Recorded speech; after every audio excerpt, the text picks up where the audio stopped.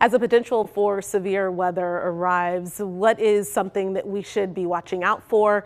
What should we do if a severe thunderstorm warning is issued? These are questions that we need the answers to, and Freddie is here to help us with that. The possibility of us seeing a severe thunderstorm warning is high for tonight. And I'm not talking about tornadoes, but hail, strong winds out there. And that's why we're in that general to marginal to slight categories. You're noticing three different shades of colors here. So I'm going to explain the different colors and their meanings and how that applies to you and why we may see something pop up tonight.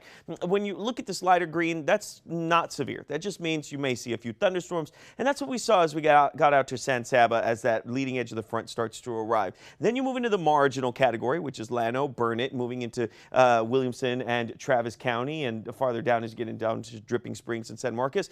That's all saying, well, you may see. All the ingredients are there, but there's still some stuff kind of missing. So you just may see some thunderstorms with strong winds or maybe a little bit of hail that may not even reach the ground. So that's that. And then we look at the yellow, which is the slight category. This is where you start to pay a little more attention to on what could actually develop. So when we talk about severe thunderstorm warnings, and if one is issued in your area, here's a couple of things you're going to want to do. You're going to want to stay indoors. You're going to want to stay away from any windows and avoid any electrical appliances. Why? You're probably wondering, what's the purpose of that? Well, for a few things. Windows, because you may have some hail that's going to be developing with it, some strong winds. Remember, once you get to a certain mile per hour, some smaller things might become quick little projectiles because of the strong winds. So keep an eye on that. And then lightning. That's one thing we haven't put on here. Thunderstorms do have lightning attached with it. And here is some of the lightning that you may actually see out there. Cloud to sky, that's occasional. You see that up in the sky itself. Cloud to cloud, that's uncommon. Intra-cloud, that's very, very common. That's what we see a majority of the time. But then there's times where you get cloud to ground, and that is a bit more common. And this is one of the reasons why we say stay indoors, stay away from windows, because look at lightning death locations between 2006 and 2023. Where do we see the most of them? Well, under a tree, in a parking lot, on the roof. Those are all places you don't want to be. The yard, outside in the open. That's all areas that you don't want to be. In the field, anything open like that, you essentially make yourself vulnerable for a lightning strike. And then, of course, under a tree, if a lightning bolt hits a tree, that tree may fall, and you don't want to be anywhere near that. So where's the best place for you to be? Is inside the house, well away from any of the activity that you may see. And of course, all of that is because we could see some severe weather. So your best thing to do is go to our website, kxan.com. On our main page right there, you're already going to see the radar. You're going to see any alerts that may pop up, road conditions, just in case we get any heavy rainfall. So that's where you're going to want to go. We also have cameras on there too, so you can see all the different locations. kxan.com. It's already on the main page. Perfect for you to go visit. Now, I want to talk about where we're seeing some of the activity right now.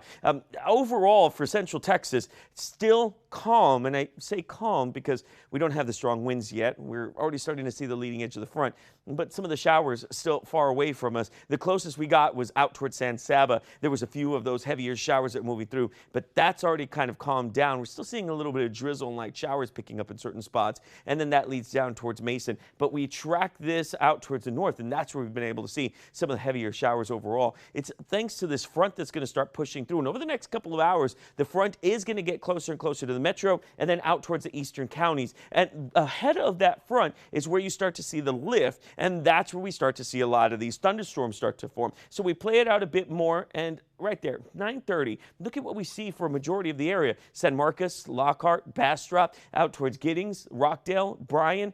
That's where you start to see some of the heaviest showers and the possibility of some severe weather. Now, the models are still trying to figure it out as it goes through, but you got to remember, yesterday when we were together, it was already saying Round Rock, Austin, Georgetown. So it's not an exact science, but this does tell us this is all one area that you're going to want to watch out for as the front comes in. in. And even behind the front, you may still see a few more of those showers. As we get out past midnight, the front comes through, and then we're just left with partly cloudy skies as we get out towards tomorrow afternoon.